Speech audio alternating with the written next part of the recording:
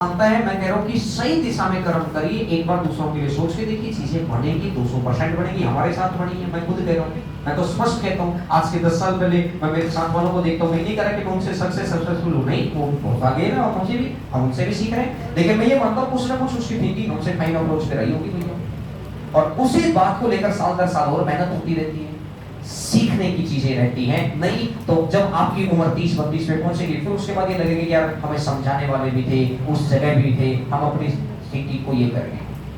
तो मोमेंट कुछ ऐसे होते हैं जहां से सीखना ज्यादा जरूरी है। खाना तो है ही, उसका कोई किंतु परंतु नहीं। उसी बात को बार बार कहते रहे तो बात का मजा ही खराब हो जाता है।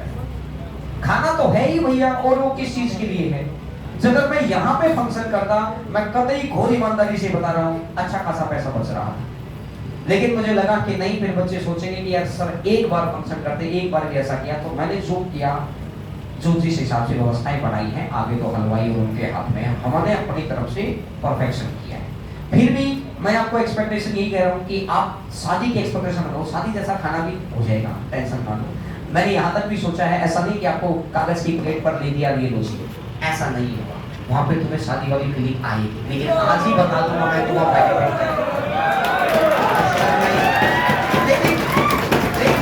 हमारी सोच कहां पर है? कुछ सीखना है, कुछ बनना है, उन लोगों से, उन बच्चों से सीखना है। अब एक बच्चा होगा जिसने सीखा कि भैया ये भी AIR-1 आया है, ये वही जाके उनके माँ बाप की तरफ सम्मानित महसूस करेंगे। कल को आपको भी ऐसा मौका मिले, एक आएगा ठीक है भाई, ठीक है चला गया, नहीं, हर मोमेंट का मजा लेना चाहिए। कल को आपकी किस्मत में भी होगा, तब होगा जब आप वहां करने का प्रयास करें। कल मैंने 10 मिनट के लिए, अक्सर आते रहते हैं, आपसे तो यहाँ मुलाकात नहीं हुई, अक्सर आते रहते हैं, यहाँ पर भी मैं करवाता रहता हूँ, क्योंकि मैं मानता हूँ कि इन सब चीजों का योगदान है। जिसने नहीं माना उसने माना है, 40 साल बाद माना है। जिसने समय पे मान लिया वो बहुत कुछ है। मैंने 10 मिनट के लिए गीता वालों को भी बुलाया है कि कुछ वाइब्रेशंस वहाँ, मतलब कुछ भी वो 10 मिनट का एक प्रोग्राम करके दिखाएंगे, चीजें आपसे करवाएंगे। वो सारी चीजें मैं अभी क्यों नहीं बता रहा आपको, कि चीज अगर यही बता दी तो वहां नया क्या रहा आपके लिए? बात समझ में आई? चीजें ऐसी रहेगी कि आपको कल का दिन एक मस्ती भरा दिन है, जहां खाना पीना भी है, जहां गाने भी हैं, मीटअप भी है। कोई ऐसा स्टूडेंट हो जिससे मिलना चाह रहे हो, भीड़ की वजह से नहीं मिल पाए, मैं तो वही रहूंगा स्टेज के पास। आप मुझे आगे बताइएगा कि सर इससे एक बार कुछ टाइम मिला, मैं मिलवाऊंगा, क्योंकि उन बच्चों का कुछ वीडियो शूट का प्रोग्राम भी है, वो उसमें चले जाएंगे। व्यवस्थाएं सारी हैं, और इसलिए की गई है कि इससे भी और बेहतर व्यवस्था रहे। मैं आपको चलो बता ही देता हूं, थोड़ी सी थिंकिंग को बड़ा करो। अभी मेरी प्लानिंग क्या चल रही है, और उस प्लानिंग को देखते हैं ऊपर वाला कब उसको पूरा करता है। प्लानिंग तभी होती है जब चीज को मन में पूरा डिसाइड करके बैठते हैं कि ऐसे ऐसे करना है। क्या प्लानिंग चल रही है? जैसे भाई मेरे करीब एग्जैक्ट संख्या तो अभी वहां लिखी होगी, लेकिन करीब 250 बच्चे ऐसे हैं जो CSS के अंदर अपने यहाँ से पढ़ के काम करने लग रहे हैं। आप किसी डिपार्टमेंट में जाएंगे, ऑलरेडी आपका ही सीनियर या आपके 5-6 साल उस डिपार्टमेंट में काम कर चुका है, जिसको डिपार्टमेंट की सारी बातें पता है, बहुत सारी जरूरतें पड़ती है। जब आप जनरली मिलेंगे, हो सकता है अगला आपकी हेल्प करे या ना करे, लेकिन मैं कुछ समय के बाद ऐसे मीटअप को भी सोच रहा हूं कि जिस वक्त हम एक दिन पूरे CSS डिपार्टमेंट को ही बुला रहे हैं, जो बच्चे ऑलरेडी CSS में होंगे और जो नए जनक गए हैं, एक जगह एक दिन इनकम टैक्स वालों को बुला रहे हैं कि भैया ये बच्चे हमारे यहाँ से, जैसे 42 बच्चे इनकम टैक्स, मुझे याद है कल हम लिस्ट चेक कर रहे थे, 42 बच्चे ऐसे हैं जो गए, अभी कोई किसी पोस्टिंग पर है, कोई आंध्रा में है, कोई कहीं पर है, कोई कहीं पर है। आप थिंकिंग को बांधिए मत, जितना आप सोच के बैठे हैं आप सोच नहीं सकते। मैं उस गहराई उतना आगे सोचता हूं, मैं हमेशा बोलता हूं कि मैं बहुत लंबा सोच के चलता हूं। मैं भी तो अपने से बीच में से उठ के आया हूं यार, क्योंकि मैंने अपनी सोच को पेट्रोल पे नहीं बांधा। बात समझ में आई? हम आपको लगे कि सर बात में आप तो टोन मार रहे हैं, टोन मारने वाली इस थिंकिंग से मुंह पर उठ चुके, टोन नहीं मार रहे, मैं समझा रहा। समझ आई मेरी बात?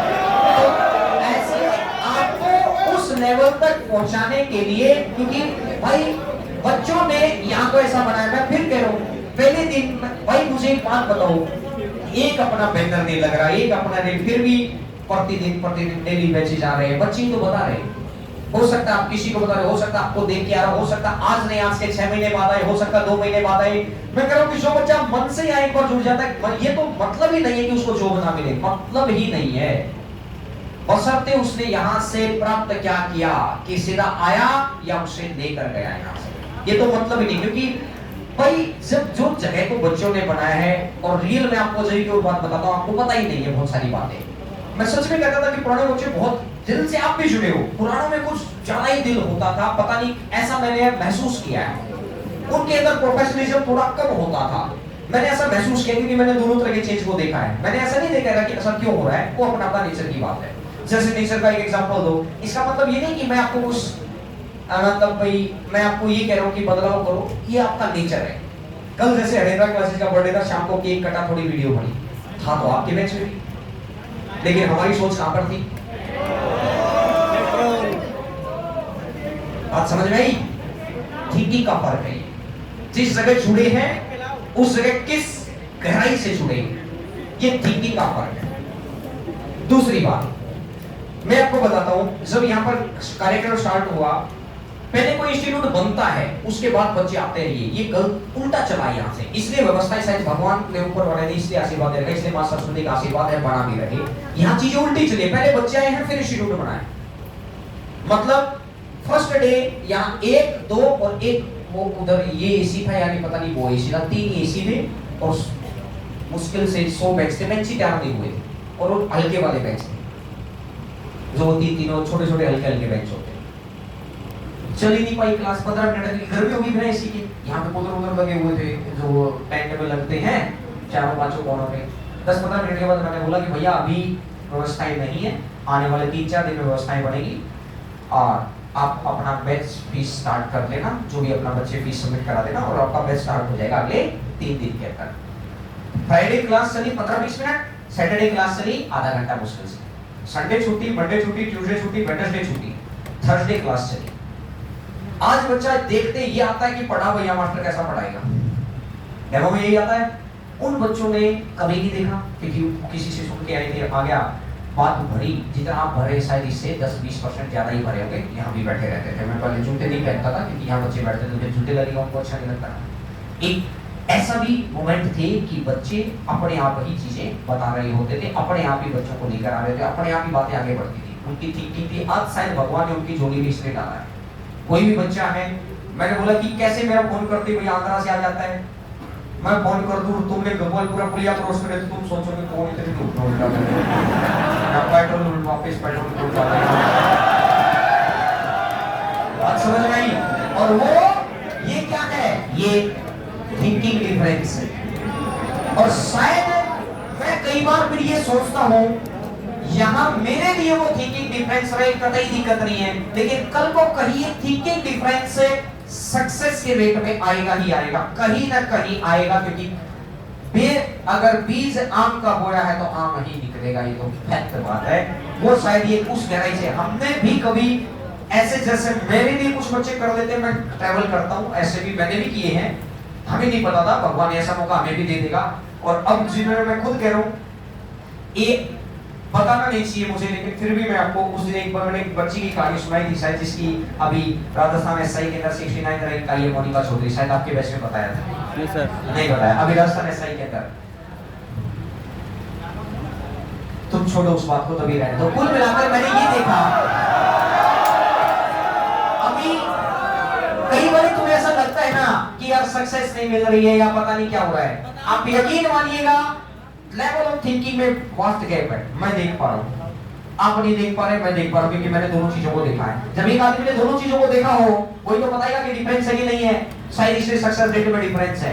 आपको वो गैप मिटाना ही पड़ेगा अगर आपको कुछ चाहिए है तो। आपको मंदिर में जाए हैं, आपको अगर शक करके ही बैठे रहेंगे, यही नहीं, या तो पूर्ण भरोसा ही नहीं है तो फिर जाना ही नहीं चाहिए। फिर पूर्ण भरोसा इस चीज में हो कि कुछ नहीं होता इस जहान के अंदर, ये सच्चाई है।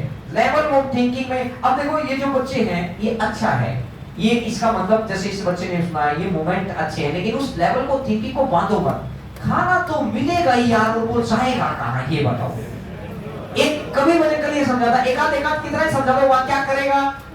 अब ये भाई बात समझ में आई? वहां इसीलिए ऐसे मोमेंट ना बने, कुछ व्यवस्थाएं रहे हमारी तरफ से, हमारी मतलब आपकी तरफ से भी ये प्रयास रहना चाहिए कि चीजें सारी व्यवस्थित चले। नहीं अपने को क्या मतलब था भैया वहां गार्डन पे जाने का, अपना क्या मतलब था भैया वहां। बात समझ में आई? अपना यह कार्यक्रम चल ही रहा था, इसीलिए थोड़ा सा उठो, सोए हुए हो तो ठीक है भाई। बात समझ में आई? थोड़ा उठो, ऐसा मैं किसी एक को नहीं कह रहा। आज उठोगे कल बढ़ोगे, आज नहीं उठोगे यकीन मानो गिरोगे, उठना पड़ेगा तभी बढ़ोगे, बिना उठे नहीं जाया जाता। अगर इतना आसान होता तो बेरोजगार रहना किसी को पसंद नहीं है। इतना आसान होता जॉब के अंदर बहुत कुछ करना तो बेरोजगार रहना किसी को पसंद नहीं है भैया, किसी को ही पसंद नहीं है। एक बच्चा आता है कि सर मेरे नंबर नहीं बढ़ पाते, पढ़ता तो हूं, फिर वही कह रहा हूं कि भैया फिर पढ़ने पलटना पढ़ना मानते हो, यहां आना आप कोचिंग मानते हो, आपने इस चीज को संघर्ष मान लिया कि मैं जयपुर में रह रहा हूं, क्या कमी है भैया? आपका एसी रूम है, यहाँ का कूलर का रूम है या पंखे का रूम है, ना खाने की टेंशन है, बढ़िया है, भगवान ने ऐसे घर में जन्म दिया है कि ये सारी व्यवस्थाएं हैं, इसलिए संघर्ष है क्या? फिर आपने संघर्ष ही नहीं देखा है फिर कभी। ये तो जो चाह रहे हैं वो काम हम कर पा रहे हैं, तो इसका मतलब भगवान ने पूरा आशीर्वाद दिया है कि भैया जहां लाइफ में पहुंचना चाहिए वहां पहुंच रहे। समझ आई बात? तो कुल मिलाकर थोड़ा सा लेवल ऑफ थिंकिंग में ऊपर उठिए, रिजल्ट बनते हैं। तभी ये मेरा समझाना फर्ज है, मैं तो हमेशा ही समझाऊंगा। क्यों? तभी भैया इस स्टेट के अंदर 25,000 की नौकरी के लिए 20 लाख फॉर्म डाले जाते हैं और 80,000 की नौकरी के लिए 2 लाख फॉर्म डाले जाते हैं। लेवल ऑफ बात समझ में आई? रीजन है, ऐसे थोड़ी बनी है बात। क्या रीजन है भैया कि बिहार के अंदर से ज्यादा आईएएस बन पाते हैं? संघर्ष वहां ज्यादा है, खाना पाना वहां कम है, लेवल ऑफ थिंकिंग। क्योंकि यहां घुस गया है। जब तक आप अपने अंदर ही उस वायरस को बाहर नहीं करेंगे, आप दूसरों के रोल मॉडल कैसे बनेंगे भाई? आप अपने गांव में अगर ईडी में बन के जाएंगे तो 4 लोग सोचेंगे कि हमें भी बनना है, उनके घर वालों की दुआएं लगेगी, आपके वो दुआ कहीं ना कहीं काम आएगी। आपका काम क्या बिगड़ा भाई? आपने तो जो काम करवाना था वो तो पा ही लिया। लेकिन आपको देखकर अगर कोई चीज आगे बढ़ रही है, कोई 4 बच्चे ये सोचे कि आप कोई 10वीं में बैठा है, एक का लड़का इनकम टैक्स में चला गया, इनकी लड़की असिस्टेंट सेक्शन ऑफिसर बन गई, आज उस जॉब का मजा नहीं आएगा। आज के 12 साल के बाद जब फर्स्ट इंडस्ट्री ट्रैक पे आ जाएंगे, जब जॉब का मजा आएगा। आज आप एयरसो बन जाओ ठीक ठाक सी उम्र में, दिल्ली बत्ती में घर आया करोगे कुछ वक्त के बाद। तो भैया आज गांव में कोई बत्ती की गाड़ी आती है तो इसका मतलब समझ पा रहे हैं मेरी बात को? तो ये है, अब वो घुसी हुई है थिंकिंग। वो 20 लाख और 2 लाख का गैप इसलिए है। अब वो 2 लाख बच्चे फॉर्म तो भरते हैं, फिर सिलेक्शन 2,500, 3,000, 4,000 लोगों का क्यों होता है? रीजन एक ही है, अब फॉर्म भरना और तैयारी करने में तो अंतर है। फॉर्म तो दुनिया भरती है, तैयारी फिर वो 40-50 हजार करते हैं, फिर 40,000 में 10,000 ऐसे होते हैं जो सही लाइन पे जिनको ये पता चल जाता है कि यहाँ पढ़ना होता है, फिर उसमें से फिर लगातार मेहनत करने वाले भी होते हैं और वो छड़ के आ जाते हैं। बाकी फिर उसी लाइन में चले जाते हैं कि शायद यार इसलिए रिजल्ट नहीं आया, इसलिए मेरे को ये करना चाहिए। रिजल्ट भाई वहां भी मेहनत से ही आएगा। मैं इतने बच्चे दिखा सकता हूँ जो अपने यहाँ पढ़ रहे थे, अपने तो कभी वीडियो के बैच नहीं चलाए, आज अभी वीडियो की ट्रेनिंग चली। मुझे कैसे पता चला भैया वीडियो की ट्रेनिंग चली हुई है अलवर के अंदर? मेरे को कैसे पता चला? अरे किसी बच्चे के फोन आते होंगे, वही तो बताते होंगे, मेरे को कैसे पता चलेगा भाई? मैं ये नहीं कह रहा कि तुम जिस एग्जाम के लिए बैठे उसी पहले थिंकिंग को थोड़ा बढ़ाइए, अपने आप व्यवस्थाएं बढ़ती है। हम ये सोचें कि बाकी चीजों पर काम जीरो करें और भगवान हमको यहाँ 1 दे दे। शायद ऐसा हो जाए तो बहुत बढ़िया बात। आप ऐसा सोचते, मैं तो चाहूंगा कि आप जैसा सोचते वैसा हो, लेकिन मुझे भी प्रैक्टिकल ऐसा होता नहीं। दिमाग में अगर पॉजिटिव वाइब्स नहीं गई, नेगेटिव अपने आप आएगी। जमीन पे आप अनाज मत उगाओ, 6 महीने खाली छोड़ दो, झाड़ फूक तो अपने आप ही उग जाएगा। तो भैया मेरे दिमाग सबका तेज है, किसी ने उसमें पाइपलाइन लगा दी और किसी ने उसको सीधा रख दिया कि भैया जाना ही है, प्रेशर उतना ही है सबके पास। तो इसीलिए एटलीस्ट आज मुझे सुनकर ही इस बात को ठान लेना, इन्हीं चीजों के लिए, ये वाइब्स क्रिएट करने के लिए कि यार कुछ करना है लाइफ में, बस ये होना चाहिए भाई। यहाँ इस शहर से खाली हाथ नहीं लौट के जाना। मैं 2 महीने, 4 महीने, 6 महीने, साल भर ज्यादा रह लूंगा यहाँ, लेकिन खाली हाथ लौट के नहीं जाना भैया यहाँ से। खाली तो गाँव तो वही रहेगा, हमसे पहले भी वहीं पे था, हमके बाद भी वहीं पर है। बात समझ में आई? ये है, जब ये चीजें देखेंगे तो शुरुआती 2 घंटे का जो प्रोग्राम होगा उसका बेनिफिट है। नहीं तो भैया सीधा कहना ही आ जाना, खाना उस टाइम है। तो ये है चीज। अब थिंकिंग को मत मानो, ठीक है भाई।